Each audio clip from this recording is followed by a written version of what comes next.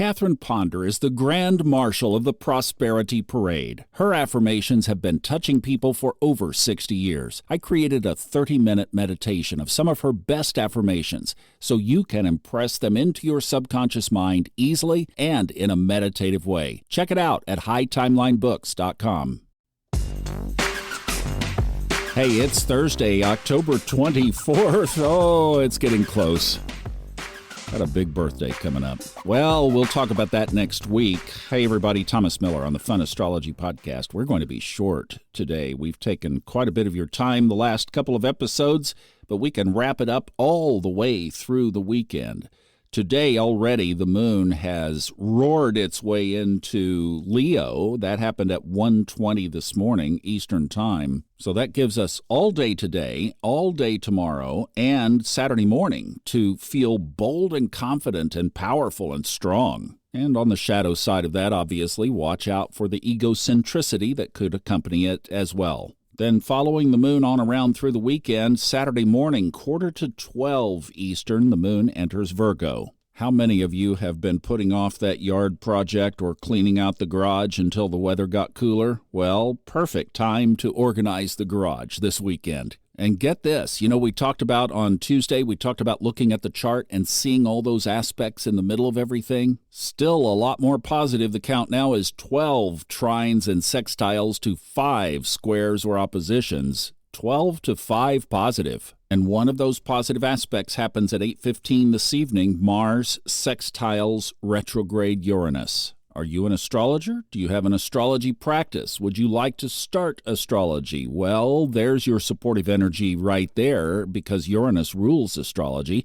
and Mars is all about getting things started. And this is a positive aspect, so we can look at the favorable side of the planet's characteristics. And another one of those for Uranus is your hidden genius. And I always like to correlate that with Wayne Dyer. You remember Wayne Dyer said, "Don't die with the music still in you." In other words, what is that thing that you have kept bottled up, but you would love to get it out before you exit this planet? In other words, get it out there. To me, that's represented as well by Uranus. Of course, also under Uranus is surprise and shock and awe and things unexpected.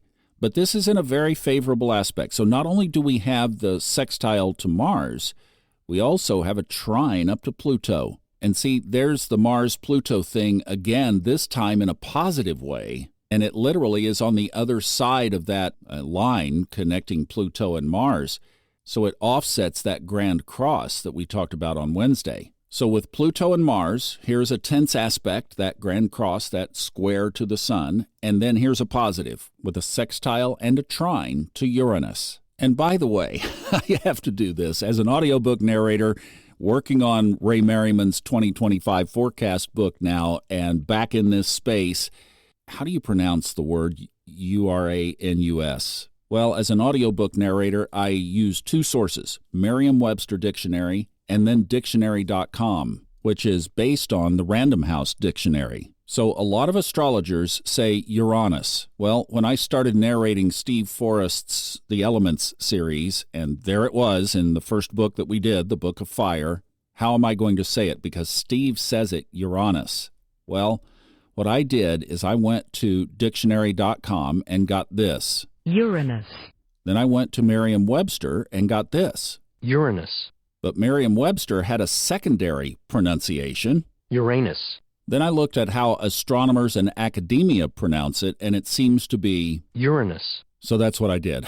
I started saying Uranus, in spite of the fact that a lot of astrologers, Robert Glasscock too, Uranus.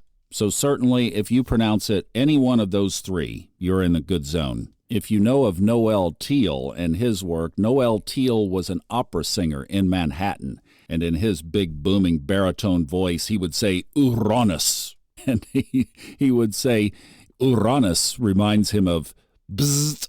That was his definition of Uranus. Bzzzt. So we have an amplified bzzzt because it is in a sextile to Mars and it is in a trine to Pluto. So no telling what bzzzt could mean right now. And the good part is you've got the whole weekend to figure it out and to experience it and hopefully enjoy it. Hopefully it's a good bzzzt for you. Have a great rest of the week. I'm going to take tomorrow off. Got some family stuff I'm going to try to make happen. And then I'll be back with Merriman on Saturday and see you again here on Monday. But literally, seriously, no other exact aspects. Even with all that stuff in the middle of the chart, nothing exact all the way until Monday. So have a great one. I'll see you back. I love you. Thanks for listening.